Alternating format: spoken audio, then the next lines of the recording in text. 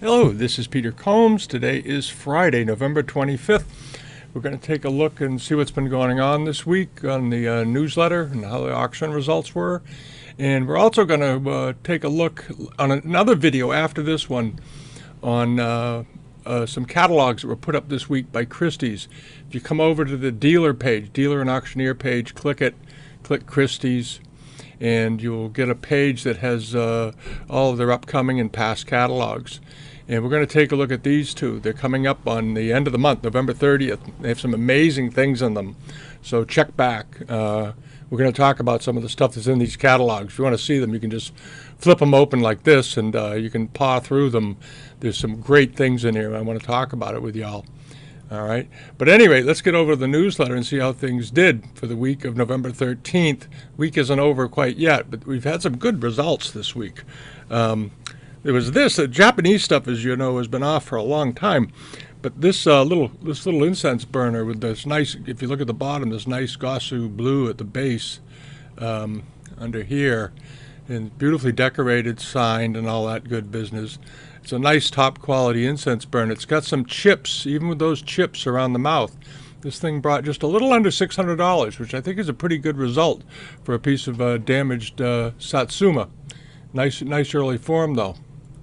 And next we had this. This was a good cut velvet silk from a dealer in the UK. There it is. It's a hanging.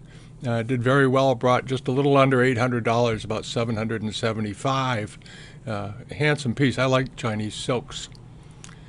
And there was this. This was an 18th century Peking enamel dish charger. It was about 12 inches. It's right on the dish to charger line. Technically, things aren't chargers unless they're over 12 inches.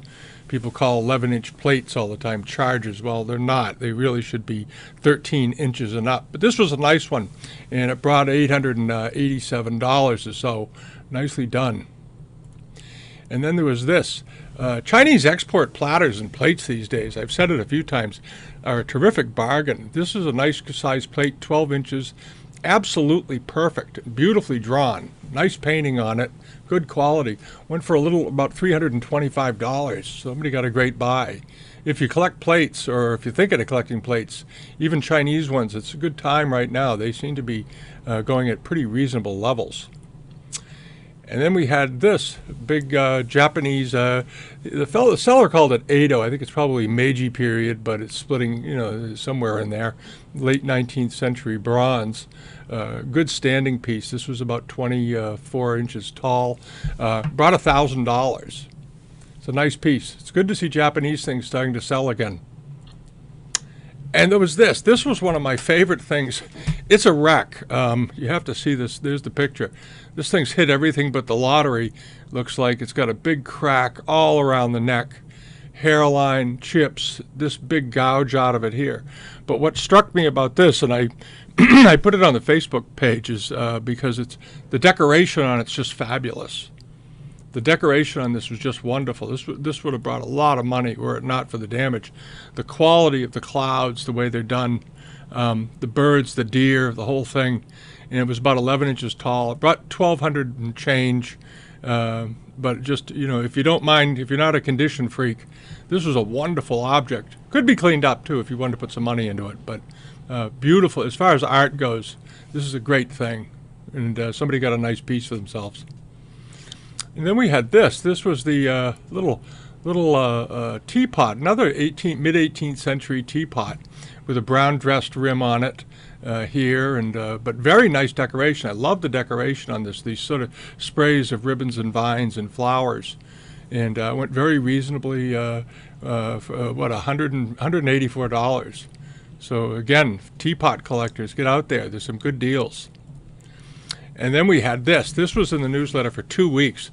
I really like this. This is a nice, complete robe with the roundels on the skirt. Beautiful, beautiful example, and in very nice condition. It was made in the 19th century. It brought brought 9,800 and change, almost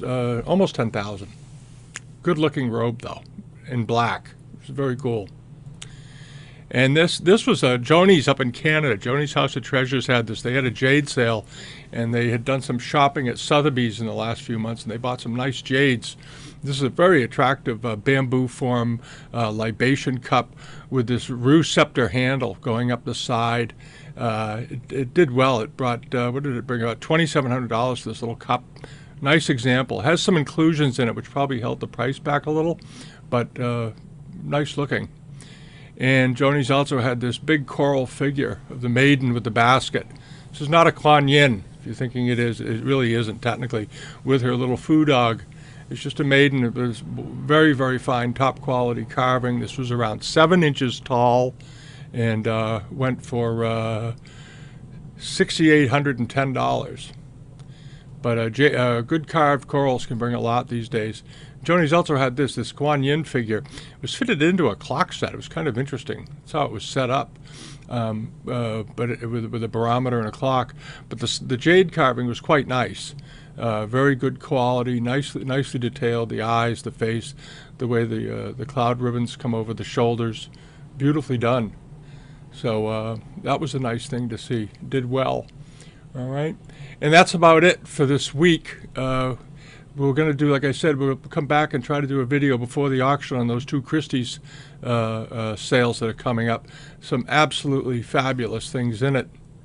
And if you don't get the newsletter, sign up for it. And if you don't subscribe to this YouTube channel, please do.